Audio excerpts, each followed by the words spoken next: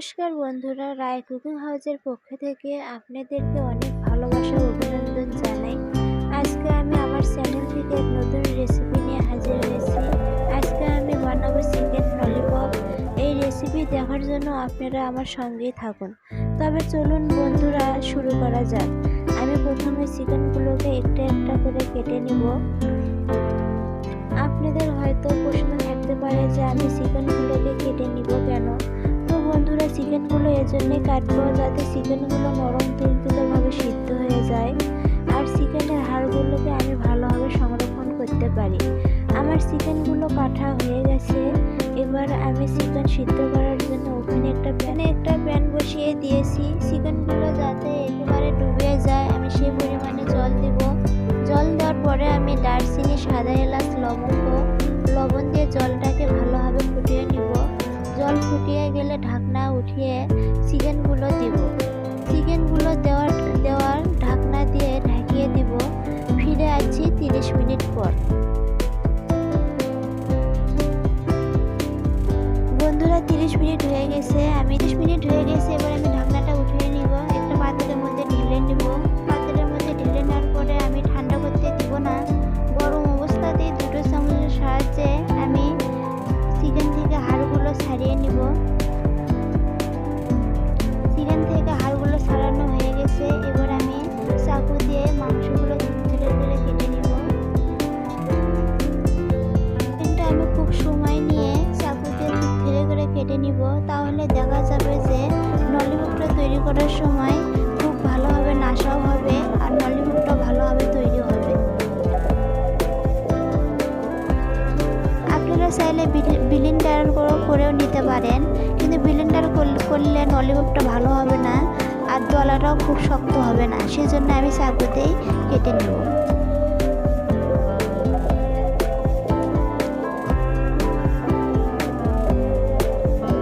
আমার কাটা হয়ে গেছে। এবার আমি আদা জিরা বাটা দিব, রসুন বাটা দিব, দারচিনি বাটা, 1 চামচ মরিচের গুঁড়ো।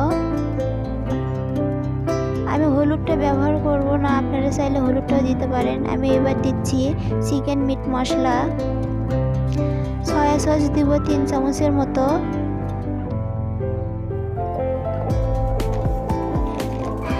চামচের মতো দিব টমেটো সস।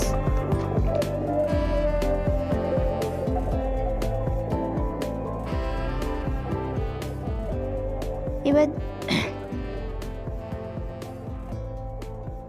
দিব লবণ আমি এখন কম পরিমাণে দিব, কারণ লবণটা আমি আগেও দিয়েছিলাম। এখন আমি আলুটা দিব। আলুটা আমি আগে থেকে সিদ্ধ করে রেখেছিলাম।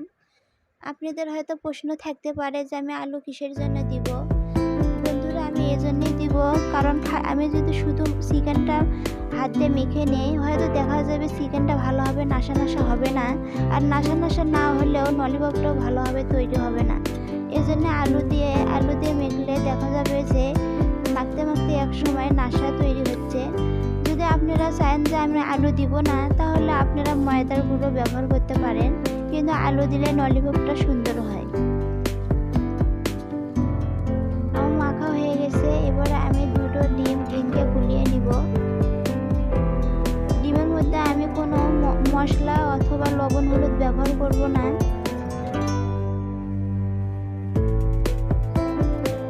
আমার ডিমটা গোলানো হয়ে গেছে। এবার আমি চিকেন নিয়ে হাতে শক্ত করে দলা বেঁধে নিব। দলাটা আমাকে শক্ত করে বাঁধতে হবে, যাতে হাড় ঢুকে দিলে যাতে খসিয়ে না আসে। দলাটা যদি শক্ত করে মাখা না হয়, হয়তো দেখা যাবে হাত দেওয়ার সময় দলাটা খসে আসবে। হাত দেওয়ার পরেও হাতটা দিয়ে একটু শক্ত করে চিকেনগুলো চেপে মাখতে হবে। আমি একই নিয়মে অন্য চিকেনগুলো ললিপপ তৈরি করে নিব। আমার ললিপপ তৈরি করা হয়ে গেছে। এবার আমি ডিমের মধ্যে একটু ভরিয়ে নিয়ে টোস্ট বিস্কুটের গুঁড়োর মধ্যে মেখে নিব। আমি এখানে 3টি টোস্ট বিস্কুট নিয়ে গুঁড়ো করে নিয়েছি। আমার মাখানো হয়ে গেছে। এবার আমি ওভেনে কড়া বসিয়ে দিয়েছি। তেলটা আমি খুব গরম করে নিব না, ললিপপটা উপর থেকে দেখা যাবে ভাজা হয়ে গেছে, কিন্তু ভিতরে চিকেনটা খুব ভালোভাবে ভাজা হবে না। এজন্য আমি অল্প আঁচের মধ্যেই চিকেন ললিপপটা দিব। একটু কড়া করে ভাজতে হবে। বন্ধুরা, আমার তৈরি হয়ে গেছে। আমি আপনাদেরকে ভেঙে দেখাচ্ছি যে ভিতরে কেমনটা হয়েছে।